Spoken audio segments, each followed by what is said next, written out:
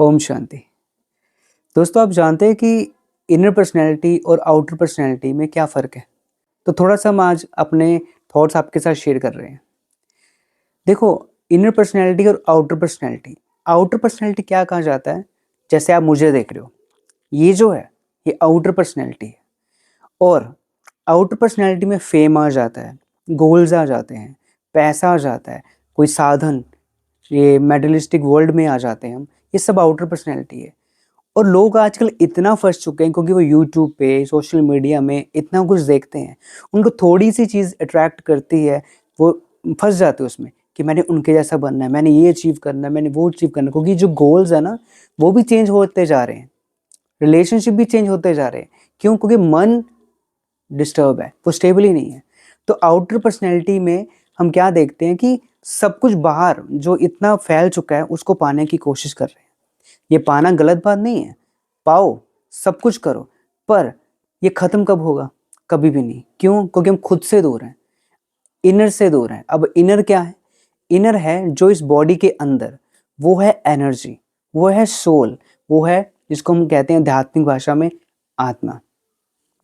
जब हम आत्मा के बारे में यानी खुद के बारे में पता चलता है ना, तो हमें ये समझ पाते हैं कि जो ये सुख, ये प्रेम, ये आनंद, शक्ति, पवित्रता, शांति, ये मैं ही हूँ, ये बाहर नहीं है। हम खुद को भूल गए थे, इसलिए हम ये चीज़ें बाहर ढूँढ रहे हैं। इसलिए आजकल डाइवोर्स हो रहे हैं, रिलेशनशिप में धोखे मिल रहे हैं, पेरेंट्स बच्चों के रिलेशनशिप में प्रॉब्लम आ रही हैं, कोई किसी को समझ नहीं रहा है। हर इंसान समझता है कि मैं अकेला ही हूँ, अब जीने का कोई फ़ायदा नहीं है। क्यों? क्योंकि वो खुद को भूला हुआ है, खुद को यही समझ रहा है। पर आध्यात्मिक ज्ञान में आके समझ आते हैं कि मैं ये नहीं हूँ, मैं एक एनर्जी हूँ, मैं एक सोल हूँ। जब हम खुद से जुड़ते हैं ना, तो हमें समझ में आ जाती है कि मैं ही सुख, मैं ही प्रेम, मैं ही पवित्रता, मैं ही शांति। तब इसके बाद हमारी इनर पर्सनैलिटी बाहर आती है, और जब इनर पर्सनैलिटी बाहर आने लग जाती है, उसके बाद हमें आउटर पर्सनैलिटी पर ज़्यादा ध्यान देने की ज़रूरत नहीं पड़ती।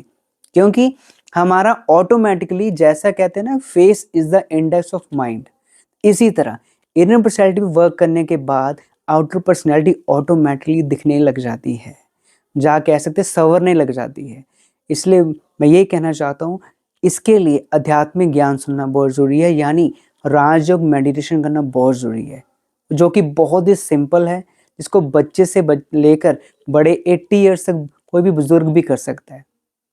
तो जितनी जल्दी हम इस राजयोग मेडिटेशन को सीखेंगे, हमारी इनर पर्सनैलिटी बाहर आएगी और हमारा हर रिलेशन, जॉब, बिजनेस और हमारे अंदर जो डर है ना आजकल, वो भी खत्म होता जाएगा। ओम शांति।